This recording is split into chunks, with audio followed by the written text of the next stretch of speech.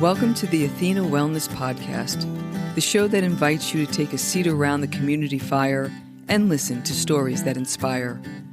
I'm your host, Kathy Robinson, author, coach, and founder of Athena Wellness, a company that's dedicated to supporting you on your journey to live more wholeheartedly.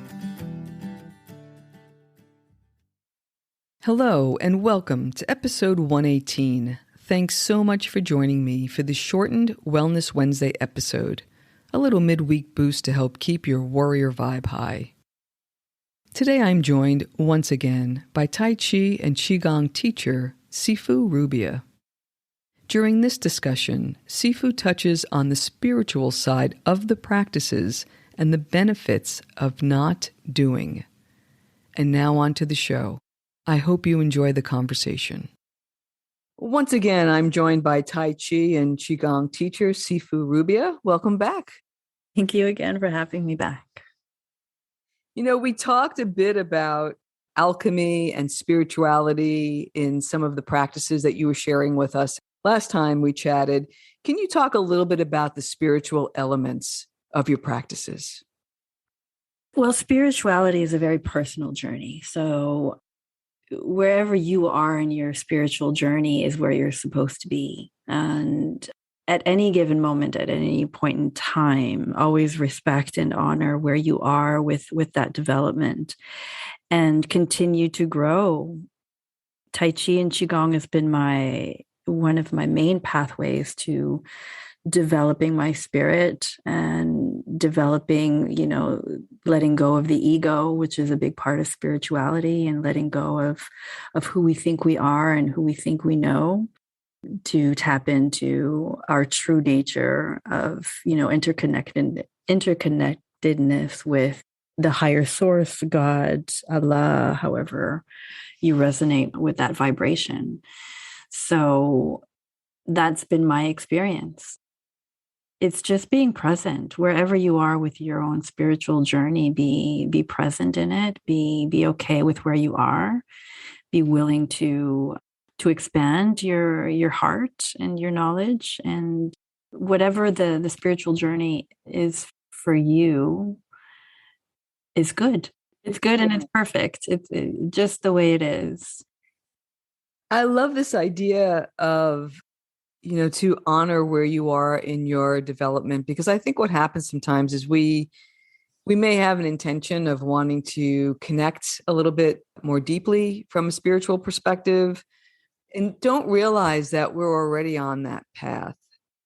And so I wonder, and without getting too personal into your own journey, but maybe some guideposts that our listeners can be aware of as they're traveling down this road that says to pay attention, that it's actually happening. It's not something that you're seeking. It's something that you're present to. Mm-hmm.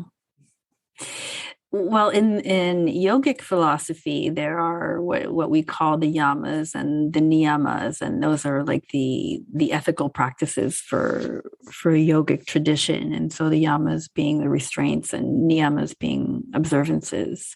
They're very simple. We're talking about nonviolence and, not going against yourself or others, and truthfulness and being honest with who you are and where you are, and being honest with others, and non-stealing and non-excess, non-possessiveness. Those are the five yamas. So if you even dig into just one of these every day mindfully and develop a mindful practice, I think when we're in mindfulness and presence, then we're authentic. We can be authentically ourselves when we're in the moment, whether that's you're in sadness, in grief, in anger, in love and joy, all of it, all the emotions, the whole spectrum. If they're honored for what they are, then they're recognized and they can be released. When you're talking about negative emotions, they're what we see them as negative. They're always the catalyst to the other side, to positivity. So go through the sadness, go through the grief, and the light of joy and love and everything else on the other side will manifest. But you have to go through it. Mm-hmm. It seems to, whether we call them yamas or commandments or whatever the practice might be, it really comes down to doing unto others, doesn't it?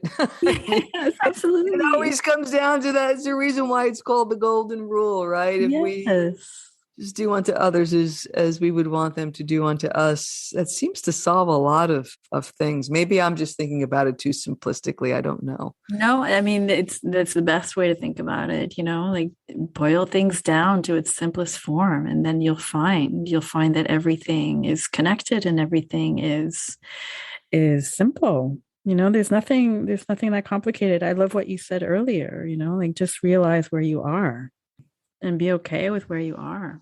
Yeah. I think sometimes we don't give ourselves credit. Like we think we need to be doing. And I find this in wellness too. Sometimes we just have to stop doing things that are detracting.